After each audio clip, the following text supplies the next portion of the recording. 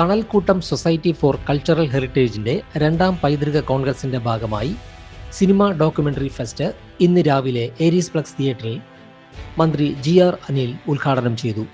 ചടങ്ങിൽ doctor MG Shashibhushan അധ്യക്ഷനായി. NFDCക്ക് വേണ്ടി SV ദീപക്കും ഡിംപിൾ ദർഗറും ചേർന്ന് സംവിധാനം ചെയ്ത Rani Gaidinliu the iconic women of the north east India ആദ്യ ചിത്രമായി പ്രദർശിപ്പിച്ചു. ഈ സിനിമയുടെ ദക്ഷിണേന്ത്യയിലെ ആദ്യ പ്രദർശനവുമാണിത്.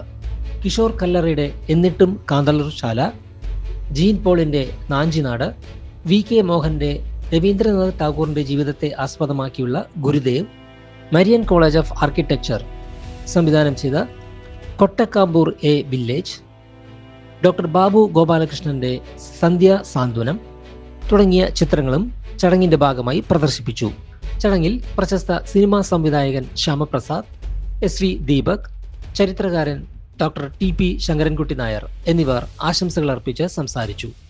തണൽക്കൂട്ടം സൊസൈറ്റി ഫോർ കൾച്ചറൽ ഹെറിറ്റേജിന്റെ 2ാമത് പൈതൃക കോൺഗ്രസ് ഈ വരുന്ന ജനുവരി 10-ാം തീയതിയും 11-ാം തീയതിയും തിരുവനന്തപുരം തഞ്ചാവൂർ അമ്മ വീട് എന്നറിയപ്പെടുന്ന മിത്ര നികേതൻ സിറ്റി സെന്ററിൽ നടക്കും.